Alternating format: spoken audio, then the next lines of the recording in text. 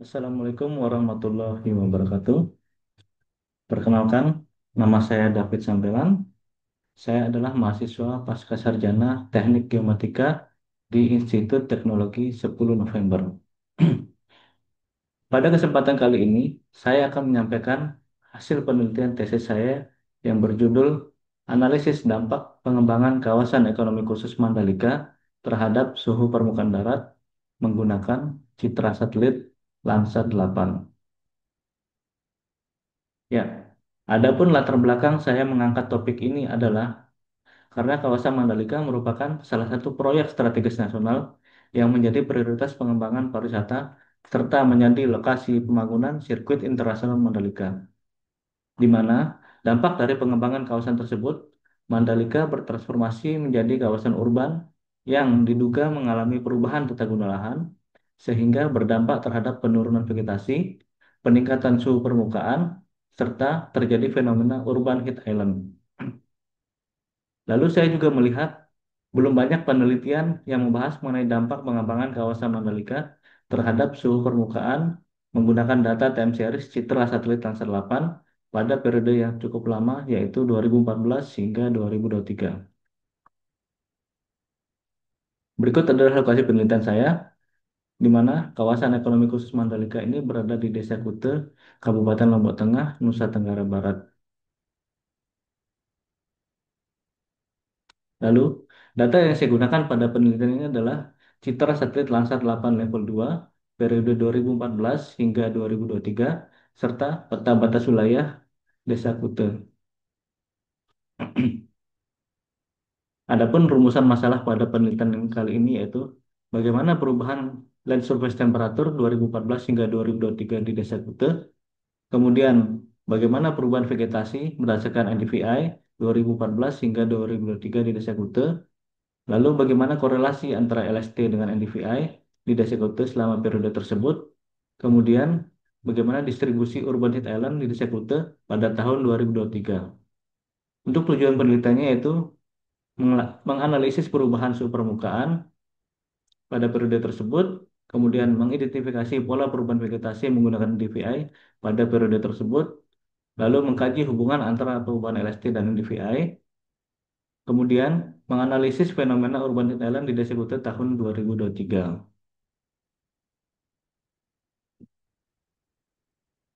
Berikut adalah beberapa metode yang digunakan pada penelitian kali ini. Yang pertama yaitu data LST dihitung dengan melakukan koreksi radiometrik pada band 10 pada Landsat 8 level 2. Kemudian NDVI digunakan untuk menghasilkan indeks vegetasi. Lalu ada Mankendal yang digunakan untuk menganalisis tren LST maupun NDVI di Desa Kute pada periode penelitian.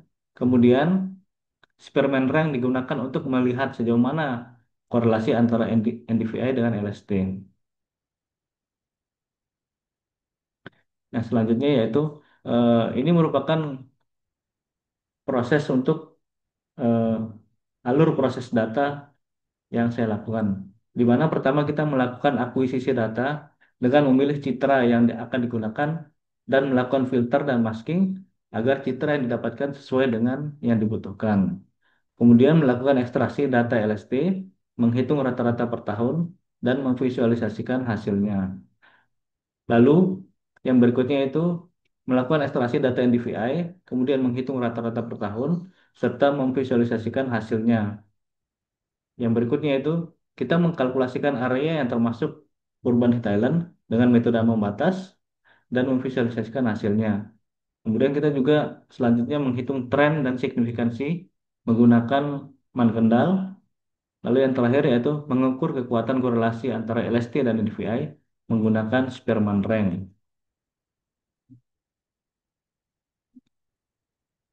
Nah, karena sebagian besar proses dilakukan di Google Earth Engine, maka saya rasa perlu untuk menampilkan beberapa kode proses inti yang digunakan.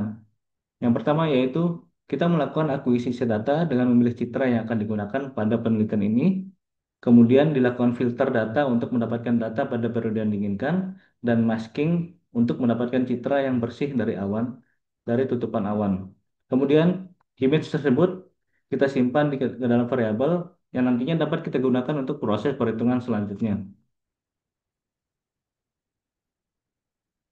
Lalu, ini adalah proses untuk mendapatkan nilai LST, di mana proses dilakukan dengan mengkoreksi data radiometrik pada band 10, kemudian kita menghitung rata-rata per tahun, lalu menampilkan hasilnya dalam bentuk layar peta.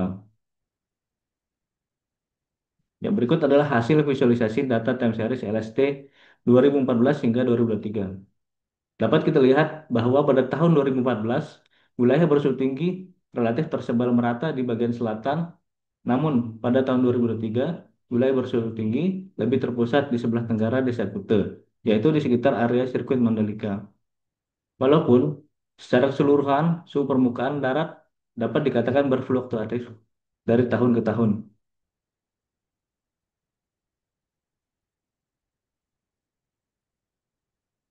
Pada proses ini, data rata-rata LST 2023 dikurangi dengan rata-rata 2014 sehingga menghasilkan selisih nilai LST yang menggambarkan perubahan yang terjadi pada desa Kute.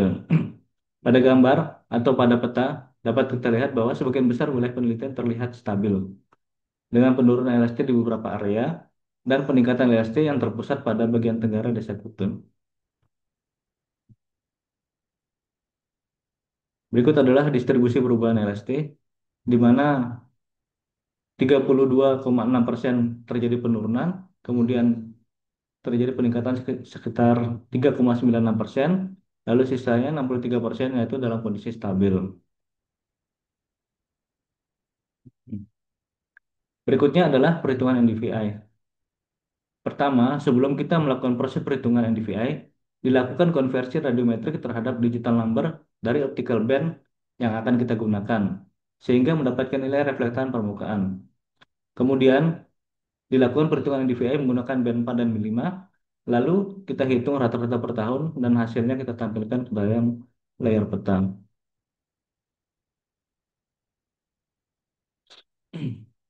Hasil interpretasi peta menunjukkan bahwa secara umum distribusi nilai NDVI di wilayah studi relatif stabil dengan sebagian besar area menunjukkan kerapatan vegetasi yang sedang hingga tinggi pada periode waktu penelitian.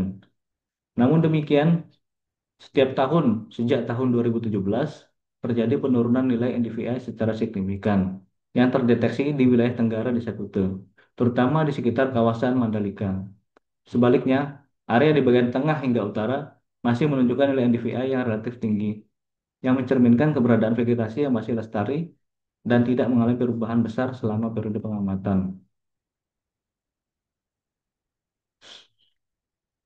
Untuk pola distribusi perubahan NDVI menunjukkan bahwa sebagian besar wilayah desa Kute memiliki perubahan yang minimal, dengan area berwarna kuning mendominasi peta. Terlihat pada titik lokasi penurunan NDVI terjadi di bagian tenggara desa Kute, terutama di wilayah pengembangan kawasan Mandalika. Hal ini selaras dengan temuan LST sebelumnya, sehingga memperkuat hubungan antara hilangnya vegetasi dan peningkatan suhu permukaan.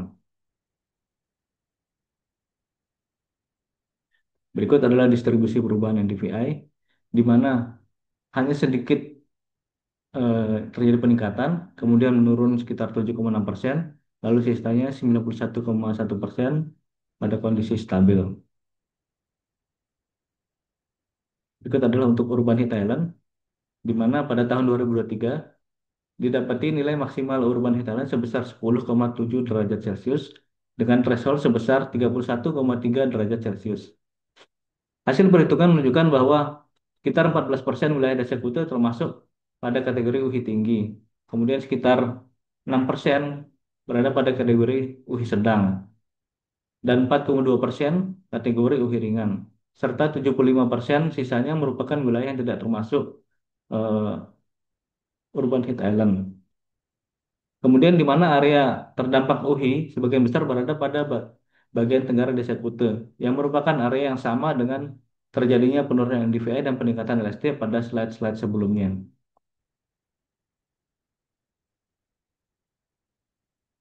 Lalu yang berikutnya adalah hasil analisis Kendal didapati bahwa slope LST sebesar minus 0,2%, 0,2 dan NDVI mendekati nilai 0, di mana p-value keduanya lebih besar daripada 0,05, yang artinya yaitu tidak terjadi perubahan yang signifikan pada LST dan DVI di desa Kute. Kemudian, seperti yang terlihat pada slide sebelumnya, perubahan hanya terjadi pada areal sirkuit Mandalika, di mana ini tidak cukup kuat untuk mempengaruhi kondisi desa Kuta secara umum.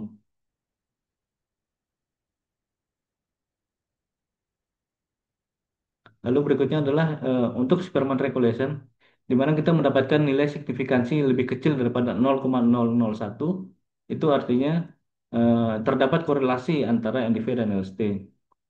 Kemudian korelasi sebesar koefisien korelasi sebesar minus 0,556, artinya terdapat korelasi yang kuat antara NDVI dan LST. Koefisien korelasi yang bernilai negatif tersebut itu berarti semakin tinggi kerapatan vegetasi, maka semakin rendah juga suhu permukaan daratnya. Ya, adapun beberapa hal yang dapat disimpulkan dari penelitian ini, yang pertama yaitu NDVI dan LST tidak menunjukkan perubahan yang signifikan secara statistik dalam kurun waktu 2014 hingga 2023. Hal ini ditunjukkan oleh nilai p-value pada uji Mann Kendall, yaitu yaitu p-value lebih besar daripada 0,05. Kemudian analisis spasial menunjukkan bahwa dampak pembangunan kawasan Mandalika, khususnya pembangunan sirkuit Mandalika, telah menyebabkan penurunan lokal NDVI dan peningkatan LST di wilayah sekitarnya. Tetapi hal itu tidak cukup kuat untuk mempengaruhi secara keseluruhan di desa Kute. Hasil korelasi Sperman-Rank menunjukkan bahwa adanya hubungan negatif yang signifikan antara NDVI dan LST, dengan koefisien korelasi sebesar minus 0,556 dan nilai signifikansi sebesar lebih kecil daripada 0,001. Hal ini menunjukkan bahwa penurunan vegetasi secara umum akan menyebabkan peningkatan suhu permukaan. Lalu yang berikutnya itu stabilitas vegetasi di sebagian besar wilayah Desa Kute diduga merupakan hasil dari kompensasi vegetatif seperti pertanian tetap aktif, kemudian penghijauan ulang, dan vegetasi alami yang masih tersisa di luar area pembangunan intensif. Lalu untuk urban heat island, yaitu sebesar 14,3% wilayah Desa Kute mengalami fenomena urban heat island dengan kategori tinggi. Kemudian 6,4% berada pada kategori sedang, lalu 4,2% berada pada kategori UHI ringan, dan sisanya 75,1% tidak terdampak fenomena urban heat island. Ya, adapun keterbatasan dalam penelitian yaitu data citra satelit yang kita gunakan memiliki resolusi spasial 30 meter yang dapat menyebabkan hilangnya detail mikro pada area terbangun yang padat atau vegetasi sempit. Kemudian, rentang waktu pengamatan 10 tahun itu relatif pendek menurut saya karena untuk mengamati perubahan ekologis yang lebih lambat seperti efek jangka panjang, urbanisasi atau reforestasi alami, itu kita membutuhkan waktu yang lebih lama, misalnya 15 atau 20 tahun.